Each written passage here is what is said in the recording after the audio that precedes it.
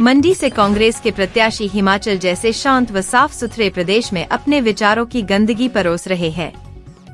उनमें नैतिकता नाम की कोई चीज नहीं है।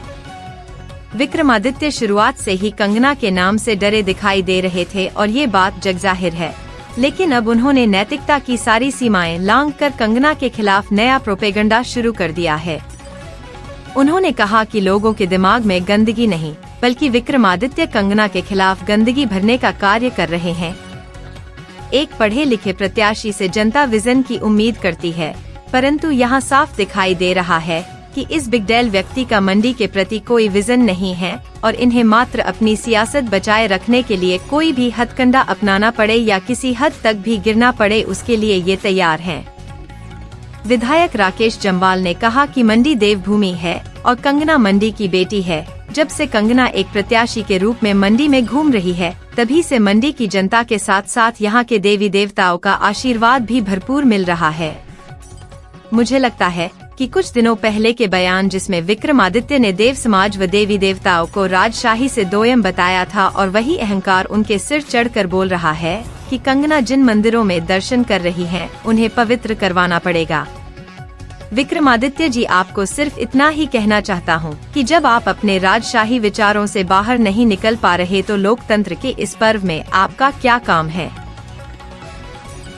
को देखते हुए कांग्रेस के नेता बौखलाए हैं, क्योंकि हर तरफ भाजपा को समर्थन मिल रहा है। नरेंद्र मोदी जी के आशीर्वाद से जो काम हुए उसी आधार पर आज भाजपा की प्रत्याशी कंगना जी के पक्ष में आज यह वातावरण है।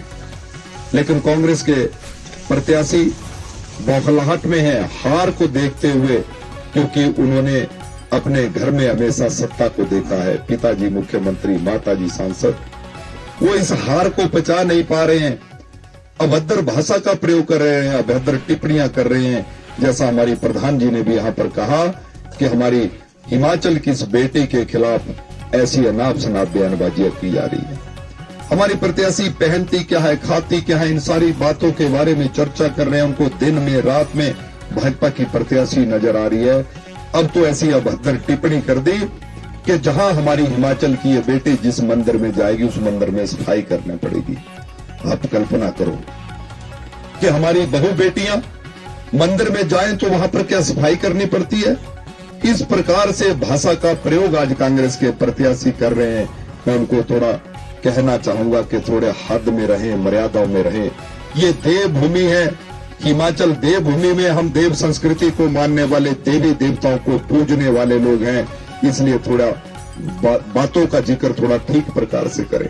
और जिस प्रकार से वो कहते हैं कि हमारे यहाँ पर बुशहर में एक मेला होता है, उस मेले में तो राजा की गद्दी को देवता भी आकर बोला प्रणाम करते हैं। हमको इस प्रथा को बनाए रखना है और वहां पर राजा को अधिकार रहता है, उस गद्दी को अधिकार रहता है कि हम देवताओं को भी सजा दे सकते हैं। ये कांग्रेस का प्रत्याशी कह रहा है। मैं उनको बताना चाहता हूं कि ये भारत 1947 में आजाद हो गया है। अब राजाओं का समय चला गया। अब इस लोकतंत्र में जनता ही राजा है, जनता ही तय करती है कि कौन हमारा राजा होगा। लेकिन आज जिस प्रकार से मुद्दों से हटकर, क्योंकि कांग्रेस के पास आज मुद्दा कोई चुनावों में नहीं, इस मंडी संसदीय क्षेत्र में भी उनके पास कोई मुद्दा नहीं। 16 महीने की सरकार में अगर उन्होंने मंत्री रहते हुए काम करवाया होता तो आज शायद वो लोगों के पास वोट मांगने के काबिल होते। उनकी माताजी 3 बार की सांसद, पिछले 3 वर्षों से सांसद, कोई काम नहीं किया। अगर काम किया होता तो शायद आज वोट मिलते। इसलिए चारों तरफ बौखलाहट नजर आ रही है। अभी काजा में, लाहौल स्पीति के काजा में भारतीय जनता पार्टी के वरिष्ठ नेता पूर्व मुख्यमंत्री जयराम ठाकुर जी और हमारी प्रत्याशी कंगना जी और लाहौल स्पीति के विधानसभा के प्रत्याशी रवि ठाकुर जी वहां पर गए तो कांग्रेस के लोगों ने वहां पर पथराव किया, वहां पर नारेबाजी की और यहां तक कि हमारे एक कार्यकर्ता की तो टांग भी टूट गई। इस प्रकार से आज बौखलाहट इन कांग्रेस के लोगों में आ गई है कि इनको हार नजर आ रही है, इनको सामने कुछ नहीं दिख रहा है, तो इसलिए अब दंगे करवाने पे आ गए हैं। भाइयों बहनों,